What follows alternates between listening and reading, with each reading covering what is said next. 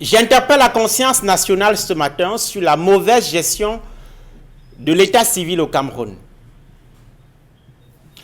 À l'occasion d'un forum récent sur le management de l'état civil dans notre pays, le ministère de la décentralisation et du développement local a indiqué que 4 millions de Camerounais n'ont pas d'acte de naissance. Oui, 4 millions de Camerounais. Ce constat grave est en effet un rappel. Et un rappel qui, dans un pays sérieux, aurait pu donner lieu, si ce n'est à un conseil de ministres, tout au moins à une réunion d'urgence. Un Camerounais sans acte de naissance ne peut valablement dire qu'il est Camerounais. L'acte de naissance est en effet la première preuve et la plus visible permettant d'établir l'existence juridique d'une personne. 4 millions de Camerounais sans acte de naissance, ce sont 4 millions de personnes privées de droits, des droits les plus élémentaires, comme le droit à l'identité, c'est-à-dire celui, par exemple, d'avoir un nom, le droit à la filiation, la participation à la gestion des affaires publiques ou encore l'accès à certains services sociaux de base. Mais en fait, la question fondamentale qu'on pourrait se poser, c'est de savoir comment des parents en arrivent à ne pas avoir le premier document qui justifie l'existence de leur enfant. On aurait pu répondre par des facteurs socio-culturels comme l'analphabétisme, l'ignorance, qui ont fait leur sale besogne.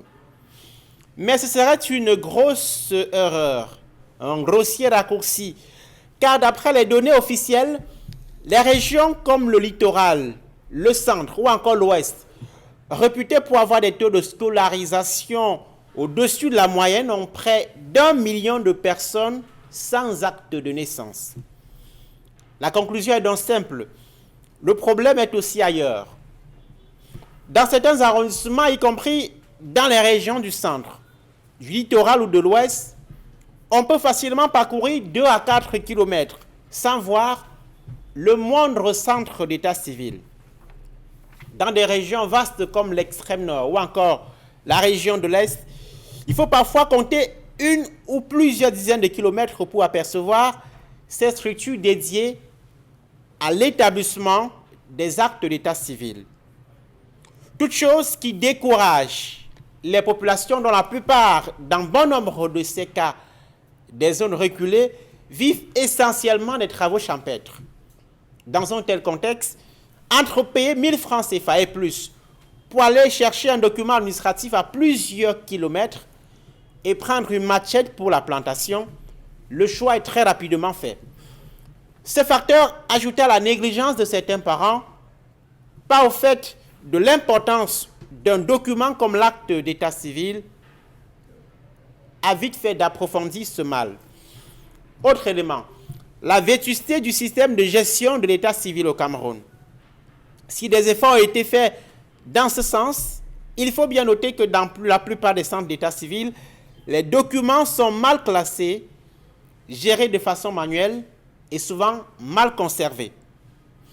Dans une telle situation, il arrive que retrouver la souche d'un acte de naissance soit la tâche la plus difficile au monde. Troisième élément, et pas des moindres, la corruption. D'après la loi, tous les actes d'état civil, actes de naissance, actes de mariage, actes de décès, sont gratuitement établis au Cameroun. Mais dans la réalité, certains centres d'état civil demandent parfois jusqu'à 5 000 francs CFA aux parents souhaitant faire enregistrer la venue au monde de leurs enfants. Que dire alors du jugement supplétif? Le coût de ce jugement qui est rendu par les tribunaux de première instance, lorsque le délai de 90 jours pour se faire établir un acte de naissance est forclos, est un véritable serpent de mer. Selon qu'on est au nord, au sud ou à l'est, chaque tribunal de première instance vous donnera son montant à lui. Le montant fixé par la loi est pourtant de 2500 francs CFA, pas plus. La conséquence de toutes ces dérives et de tous ces obstacles, ce sont des compatriotes qu'on ne peut identifier, qu'on ne prend pas en compte dans les politiques publiques de développement. C'est en somme un pays qui dit chercher le développement sans savoir pour combien de personnes Il cherche ce développement, un peu comme un parent qui fait la cuisine sans savoir combien de personnes sont concernées par le repas. Quelle absurdité. À demain.